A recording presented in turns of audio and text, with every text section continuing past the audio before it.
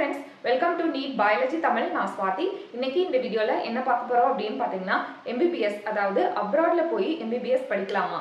அப்படி MBBS முடிச்சிட்டு வந்தா அந்த டிகிரிக்கு நம்மளுடைய இந்தியால வேல்யூவேஷன் இருக்கா? அப்ராட்ல போய் படிக்கிறதுக்கான அட்வான்டேஜ் என்ன? இப்படி அப்ராட்ல போய் படிச்சிட்டு வந்தா நமக்கு என்னென்ன டிஸ்அட்வான்டேஜஸ் இருக்கு? அப்ராட்ல போய் MBBS படிக்கணும் அப்படிங்கற ஸ்டூடண்ட் இந்த விஷயத்தை கண்டிப்பா நீங்க தெரிஞ்சிட்டு போணுங்க. இது என்னன்னு தெரிஞ்சுக்கணும்னா வீடியோ ஸ்கிப் பண்ணாம இந்த வரைக்கும் பாருங்க. அதுக்கு முன்னாடி ஃபர்ஸ்ட் டைம் நம்ம சேனலுக்குள்ள வரதா இருந்தா மறக்காம நம்ம சேனலை சப்ஸ்கிரைப் பண்ணுங்க. வீடியோ பிடிச்சிருந்ததுன்னா லைக் பண்ணி உங்க ஃப்ரெண்ட்ஸுக்கும் இதை ஷேர் பண்ணுங்க. இப்போ வாங்க நம்ம வீடியோக்குள்ள போலாம். இப்போ ஃபர்ஸ்ட் ஏன் MBBS வந்து அப்ராட்ல போய் படிக்கிறாங்க அதுக்கான காரணங்களை நம்ம தெரிஞ்சுக்கலாம். முதல் காரணம் என்ன அப்படின்னு பார்த்தீங்கன்னா, ஃபார் எக்ஸாம்பிள் தமிழ்நாட்டில் நீங்கள் எடுத்துக்கிட்டிங்கன்னா நம்ம எவ்வளோ பேருப்பா நீட்டுக்கு அப்ளை பண்ணியிருக்காங்க? 1.5 லட்சம் பேர் அப்ளை பண்ணியிருக்காங்க. ஆனால் எத்தனை சீட் இடம் இருக்குது அப்படின்னு பார்த்தீங்கன்னா வெறும் 12,000 சீட்டு தான் இருக்குது. அதில் பியூர் கவர்மெண்ட்டுன்னு எடுத்துக்கிட்டிங்கன்னா 5,000 சீட்டு தான் இருக்குது. இந்த 5,000 சீட்டுக்கு தான் இந்த 1.5 லட்சம் பேர் வந்து காம்படிஷன் பண்ணுறாங்க. சரி, கவர்மெண்ட் கோட்டா அண்ட் ப்ரைவேட் காலேஜஸில் நம்ம எடுத்தாலும் உங்களுக்கு நீங்கள் கோர்ஸ் முடிக்கிறதுக்கு 40 லட்சம் ரூபா வேணும். மேனேஜ்மெண்ட் கோட்டா நீங்கள் முடிக்கிறதுக்கு உங்களுக்கு 1 கோடி ரூபாய்க்கு மேலே வேணும். இந்த மெயின் காரணம் தான்ப்பா. மெயினாக பார்த்தீங்கன்னா இங்கே இருக்கக்கூடிய ஸ்டூடெண்ட், மருத்துவ கனவோடு இருக்கக்கூடிய ஸ்டூடெண்ட் வேற ஏதாவது ஒரு ஆப்ஷனை தேடும்போது தான் அவங்க வெளிநாட்டுக்கு MBBS படிக்க போகிறாங்க. இதுதான் முதல் காரணம். இரண்டாவது காரணம் என்ன அப்படின்னு பார்த்தீங்கன்னா நீட் எக்ஸாம். அதாவது இப்போ பெரும்பாலும் நம்மளுடைய தமிழ்நாட்டில் பார்த்தீங்கன்னா ஸ்டேட் போர்ட் மெட்ரிக்ல படிக்கிற மாணவர்களுடைய எண்ணிக்கை தான் அதிகம். அவங்களுக்கு NCERT புக்கோட சிலபஸே வந்து அவங்க படிச்சிருக்க மாட்டாங்க. அவங்க பார்த்தீங்கன்னா 1 இயர் பிரேக் எடுத்து ஒரு பெரிய கோச்சிங் சென்டருக்கு போய், உங்களுக்கு எல்லாருக்குமே தெரிஞ்சிருக்கும் ஒரு கோச்சிங் சென்டரில் ஃபீஸ் எவ்வளோ அப்படின்ட்டு. ஃபீஸ் 1.5 லட்சம் 2 லட்சம் அப்படின்ட்டு வாங்குவாங்க. இது இல்லாமல் ஹாஸ்டல் ஃபீஸ் அரௌண்ட் 3.5 to 4 லட்சம் ரூபாய் வேணும். அது மட்டும் இல்லாமல் அந்த இயரில் நமக்கு கிடைச்சாதான் ஆச்சு. அதுக்கடுத்த இயர் நம்ம பிரேக் பண்ணி படிக்கும்போது நமக்கு இயரும் வந்து அதிகமாகுது. இதனால டென்ஷன், ப்ரெஷர், பண செலவு தான் அதிகமாகுது. அதனாலயும் நிறைய ஸ்டூடெண்ட்ஸ் வந்து அப்ராட்ல MBBS படிக்கலாம் அப்படின்ட்டு போறாங்க.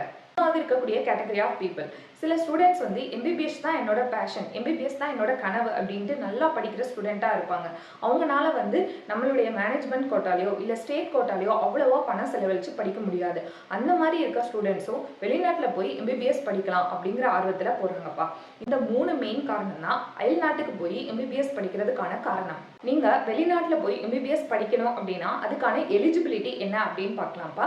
நீங்கள் வந்து +2 வரைக்கும் இங்கிலீஷை ஒரு சப்ஜெக்டாக வந்து எடுத்து படிச்சிருக்கணும். நம்ம எல்லாரும் அப்படிதான் படிச்சிருப்போம். ஸ்டேட் போர்டு, மெட்ரிக், CBSE எதா இருந்தாலும். அதே மாதிரி உங்களுக்கு பிசிக்ஸ், கெமிஸ்ட்ரி அண்ட் பயாலஜி 3ஐயும் வந்து ஆட் பண்ணி 3ஆல டிவைட் பண்ணோம் அப்படின்னா அது 50% மேலே வந்துருந்துச்சு அப்படின்னா நீங்கள் வந்து எலிஜிபிள்ப்பா. ஓகே, இது வந்து உங்களுடைய +2 மார்க். இது மட்டும் இல்லாமல் நீங்கள் வந்து நீட்டில் வந்து பாஸ் பண்ணியிருக்கணும்ப்பா. நீட் எக்ஸாமுக்கு வந்து எழுதி நீட்டில் வந்து பாஸ் பண்ணியிருக்கணும். அதில் நீங்கள் ஜென்ரல் கேட்டகரியாக இருந்தீங்கன்னா நீங்கள் % வந்து வாங்கியிருக்கணும். அதே மாதிரி கேட்டகரி பார்த்தீங்கன்னா 40% வாங்கியிருக்கணும். பர்சன்டேஜ்ப்பா நான் சொல்கிறது, பர்சன்டேஜ் வந்து கிடையாது. ஓகேங்களா? அப்போ NMCயினுடைய நியூ நார்ம்ஸ் படி என்னன்னா, நீங்கள் நீட்டில் இந்த குவாலிஃபைட் மார்க் இருந்தால் தான் நீங்கள் வெளிநாட்டுக்கு வந்து படிக்க போகலாம். இப்போ இந்த இயர் வந்து நீட்டுக்கு நீங்கள் பாஸ் பண்ணிட்டீங்க, அப்போது வருஷம் நான் எழுதணுமா மேம் அப்படின்னா அப்படிலாம் இல்லைப்பா. இப்போ இந்த இயர் நீங்கள் நீட்டில் இப்போ சொன்ன குவாலிஃபைட் மார்க் வாங்கியிருந்தீங்க அப்படின்னா 3 வருஷம் வந்து உங்களுக்கு டியூரேஷன் டைம் கொடுக்குறாங்க. அதுக்குள்ளே எப்போ வேணாலும் நீங்கள் வெளிநாடு போய் படிச்சுக்கலாம். நம்மளுடைய நேஷனல் மெடிக்கல் கவுன்சிலில் போய் நம்ம எலிஜிபிலிட்டி சர்டிஃபிகேட் வந்து வாங்கணும்ப்பா. அது மட்டும் இல்லாமல் மெடிக்கல் ஃபிட்னஸ் சர்டிஃபிகேட், எந்தெந்த நாடுகளுக்கு போனால் நீங்கள் மெடிக்கல் ஃபிட்னஸ் சர்டிஃபிகேட் வாங்கணும் அப்படின்னா இப்போ UK, US இந்த மாதிரி நாடுகளில் நீங்கள் போய் MBBS படிக்க போகிறீங்க அப்படின்னா உங்களுக்கு மெடிக்கல் சர்டிஃபிகேட் கண்டிப்பாக வேணும்ப்பா. அது மட்டும் இல்லாமல் US, UK இந்த மாதிரி நாடுகளுக்கு நீங்கள் போகும்போது வேறு என்னென்ன எக்ஸாம் வந்து நீங்கள் பாஸ் பண்ணியிருக்கணும் அப்படின்னு பார்த்தீங்கன்னா TOEFL அப்படின்னு சொல்லுவாங்கப்பா. TOEFL, IELTS, PTA and OET அப்படின்னு சொல்லுவாங்க. இதெல்லாம் வந்து இங்கிலீஷ் லாங்குவேஜ் வந்து நீங்கள் குவாலிஃபைட் ஆனாதான் அங்கே போய் நம்மளால மருத்துவம் படிக்க முடியும். இதே இந்த எக்ஸாம்லாம் இல்லாமல், இந்த இங்கிலீஷ் டெஸ்ட்லாம் வைக்கிறாங்களா, இந்த எக்ஸாம் இல்லாமல் வேற எந்தெந்த நாடுகளுக்கு போய் MBBS படிக்கலாம் அப்படின்னு பார்த்தீங்கன்னா ரஷ்யா, உக்ரைன், பங்களாதேஷ், நேபாள் இந்த நாடுகளில் பார்த்தீங்கன்னா நம்மளுக்கு இந்த இங்கிலீஷ் குவாலிஃபிகேஷன் டெஸ்ட் வந்து கிடையாது. ஓகே, இதோட ஃபீஸ் ஸ்ட்ரக்சர் என்ன மேம் அப்படின்னா, இப்போ ஒரு சில நாடுகளில் இந்த ஃபீஸ் வந்து வேரி ஆகும்ப்பா. இப்போ 2.5 லட்சத்துலேருந்து ஸ்டார்ட் பண்ணுறாங்க. 2.5 லட்சம், 3.5 லட்சம், 4.5 லட்சம், சில யூனிவர்சிட்டிஸில் பார்த்தீங்கன்னா 7.5 8 லட்சம் வரைக்கும் வாங்குறாங்க. இது வந்து நீங்கள் செலக்ட் பண்ணக்கூடிய யூனிவர்சிட்டியை பொறுத்து வந்து மாறும்ப்பா.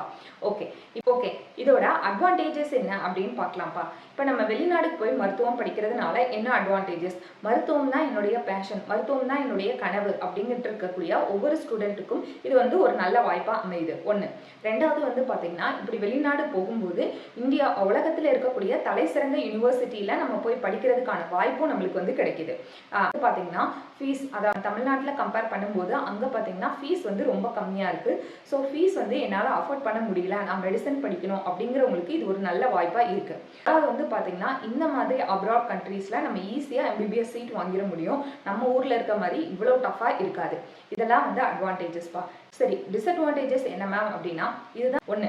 என்ன அப்படின்னா, இப்ப நீங்க வெளிநாடுகள்ல மருத்துவம் படிக்க போறீங்க அப்படின்னா, இப்ப நம்ம ஊர்ல வந்து 5.5 வருஷம்ப்பா, சரிங்களா? அங்க வந்து 6 இயர்ஸ் அப்படின்னு சொல்றாங்க. அப்போ 6 இயர்ஸ் அப்படிங்கும்போது அங்க வந்து 5 இயர்ஸ் நீங்க படிப்பீங்க, 1 இயர் வந்து இன்டர்ன்ஷிப். 6 இயர்ஸ் முடிச்சுட்டு நீங்க இந்தியா வரீங்க அப்படின்னா, இந்தியால எடுத்தோடனே நீங்க வந்து ஒரு MBBS டாக்டரா ப்ராக்டிஸ் பண்ணிட முடியாது.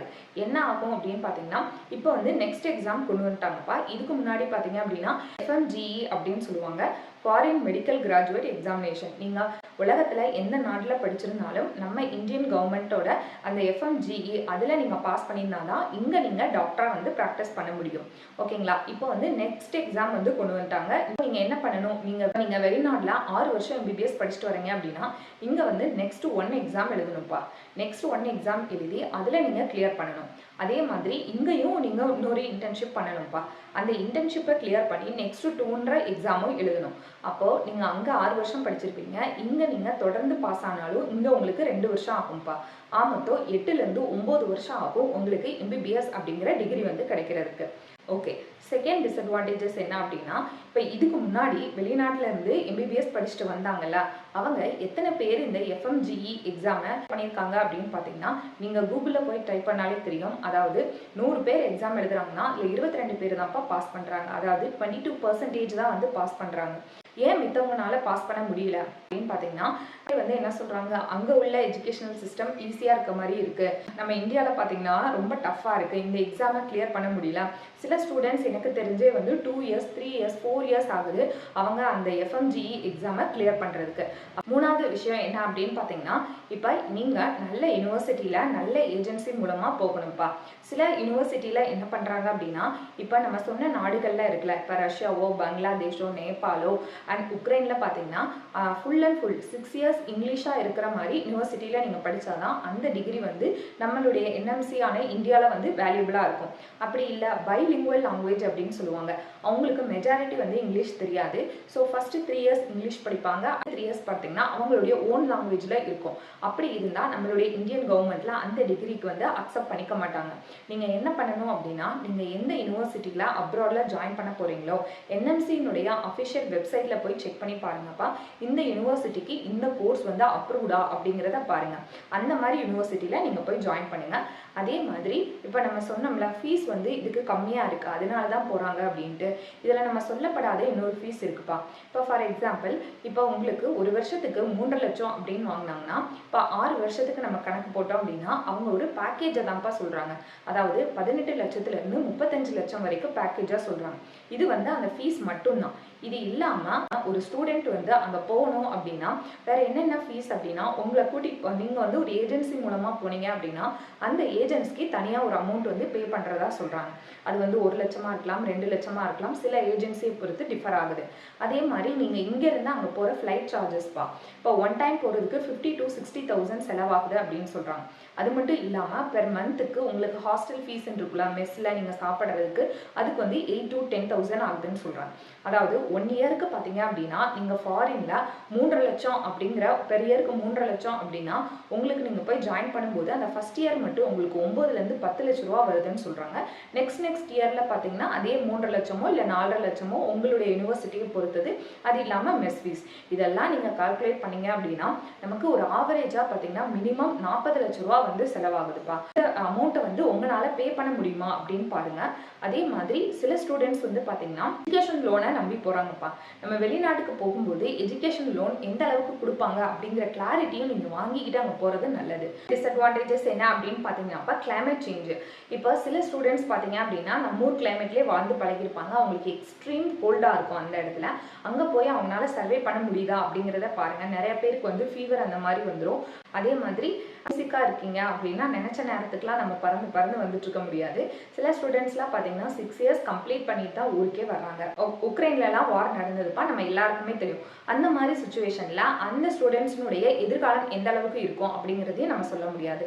ஓகே ஃப்ரெண்ட்ஸ், இந்த வீடியோல அப்ராட்ல நீங்க எம்பிபிஎஸ் பண்றதுக்கான அட்வான்டேஜஸ் டிஸ்அட்வான்டேஜஸ் எல்லாத்தையும் நான் எக்ஸ்பிளைன் பண்ணியிருக்கேன். இது முழுக்க முழுக்க என்னுடைய ஓன் கருத்துப்பா. இது வந்து யாரையும் புண்படுத்துறதுக்காகவோ நீங்க அப்ராட்ல எம்பிபிஎஸ் படிக்க வேண்டாம் அப்படின்னு சொல்றதுக்கான நோக்கமே கிடையாது.